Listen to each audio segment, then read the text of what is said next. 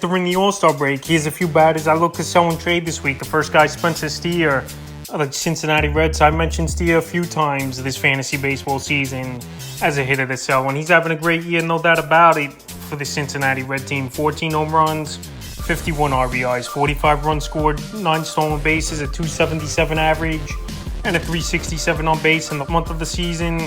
6 home runs, 16 RBIs, 10 runs scored, a 253 average.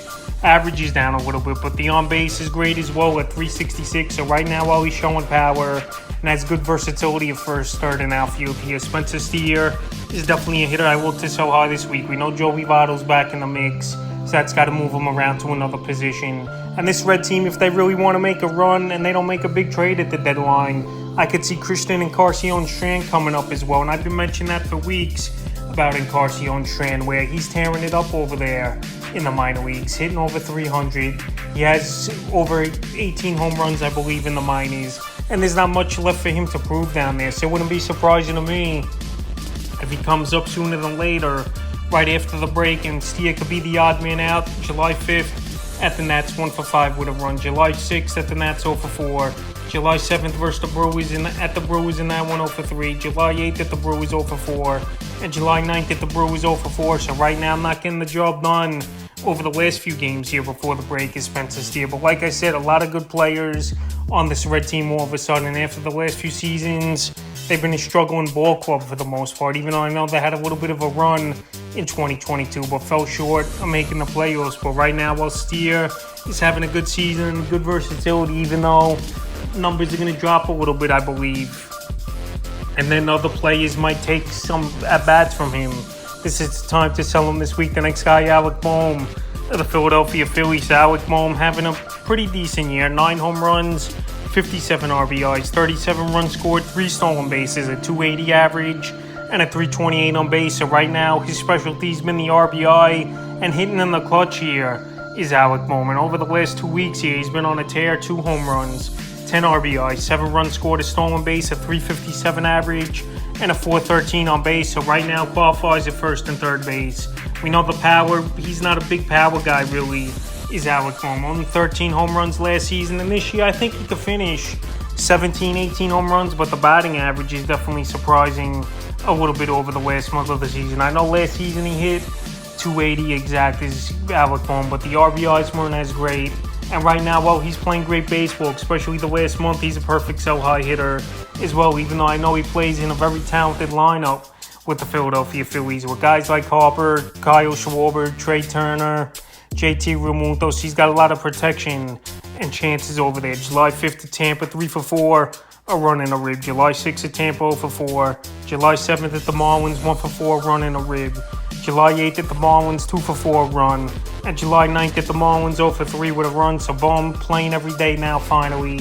He's been healthy. I know he's been banged up on and off over the last couple seasons, but this year, he's pretty much played in all the ball games, is Bohm. So right now, well, he's healthy and the RBIs are up there in the top 10 amongst the leaders. This is a perfect time to sell him this week. The next hit is Wilson Contreras of the St. Louis Cardinals. So Contreras, the first 2 months of the season were a train wreck over there for him and the Cardinals. They didn't even want him to catch anymore after signing a big contract in the offseason with the Cardinals. But for the last month, he's picked it up, and on the season, 10 home runs, 36 RBIs, 35 runs scored, 5 stolen bases, a 240 average, and a 334 on base. But the last month, he's been on a tear, 3 home runs, 9 RBIs, 11 runs scored, a 348 average, and a 456 on base. So right now, his numbers are out of this world.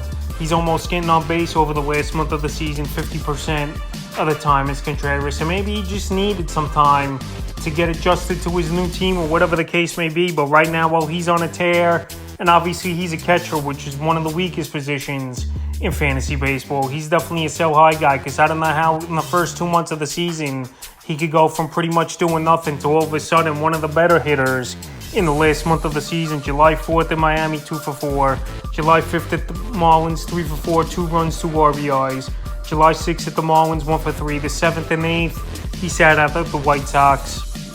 And then July 9th at the White Sox in that one, 2 for 2 with a homer and 2 RBIs. So right now, while he's playing great baseball, and he's a guy that was droppable a few weeks ago, but all of a sudden now, like I said, one of the best hitters in the last few weeks here. He's definitely a sell high hitter this week because I don't think he's going to keep up these numbers. And like I said, it's a little suspicious to me that the first couple months he didn't do anything, and even he wasn't even hitting the ball well in terms of exit velo and stuff. So right now, while he's on a tear, he's a sell high hitter this week. The next hitter, Christian Yelich of the Milwaukee Brewers. So Christian Yelich, he's having a nice bounce back here this season. 11 home runs, 46 RBIs, 67 runs scored, 21 stolen bases, a 284 average, and a 378 on base. And over the last month of the season, 4 home runs, 21 RBIs, 5 stolen bases, 25 runs scored, a 357 average, and a 442 on base. And Christian Yelich, we know the last few years, the back has definitely been an issue for him. He's not going to be putting up the huge home run numbers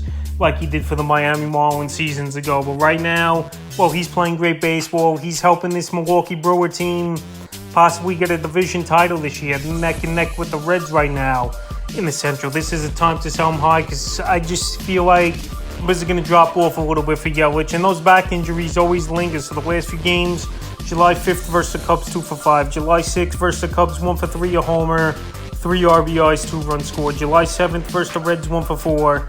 July 8th versus the Reds, 1 for 5, a run and RBI. And July 9th versus the Reds, 1 for 4 with a run. So right now, Christian Yelich playing good baseball. But he's definitely a guy right now that I think's playing a little bit over his head. And he's almost overmatched his numbers from last season. Last year was 14 and 57. He's already at 11 and 46. And already more stolen bases with a batting average 32 points higher. So right now, well, everything's clicking for Yelich. Even though I don't know if it's going to keep up, he's a hitter I would sell high this week, and I definitely think you get a good starting pitcher or even a decent starter and a bat in a deal for him because he's ranked in the top 20 this season. And the fifth and final hitter I look to sell and trade this week here is Josh Naylor, the Cleveland Guardians. And Naylor, it's been an up and down first half of the season here where he got off to a slow start, and then all of a sudden he's got 64 RBIs already in the first half of the season. 11 home runs, 64 RBIs. 33 runs scored, 5 stolen bases, a 305 average, and a 344 on base. So Josh Naylor, I know he swings hard. I know when he gets good contact on the baseball, it's going to go a long way. Well, he's going to be an extra base type of player, no doubt about it. But the batting average from last season to this year, it's up 40 points pretty much here for Josh Naylor. And the RBIs, he only needs 15 more to already match last season's total. So right now, like I said, he got on a tear, his Naylor, in the middle of May and all of June to get to where he is right now. But I think teams are going to start pitching around him a little bit here is Josh Naylor, because besides him and Jose Ramirez, there's not many great bats in that lineup. Andres Gimenez having a down year, Rosario having a down year as well. Steven Kwan, I know he's decent, but he's not a power bat. But anyway, the last month, for Naylor, 3 homers, 16 RBIs, 10 runs scored, a stolen base, a 351 average, and a 370 on base. So right now he's swinging early in the count, getting good contact obviously, but he's not really working the counts obviously, where he's only 19 points higher in the last month is on base. So right now I just don't think his numbers are sustainable. And like I said, there's not many threats in that Guardian offense where teams will pitch around a little bit. July 3rd versus the Braves, 0 for 2. July 6th versus the Royals, 2 for 4 with a homer and a rib. July 7th versus the Royals, 2 for 4, run and a rib. July 8th versus the Royals, 3 for 5, 2 RBIs. And July 9th versus the Royals, 1 for 4. So right now, while he's playing great baseball here, is Josh Naylor. He's a perfect sell high hitter this week. So that's a few hitters I look to sell and trade here for the All-Star break of the fantasy baseball season.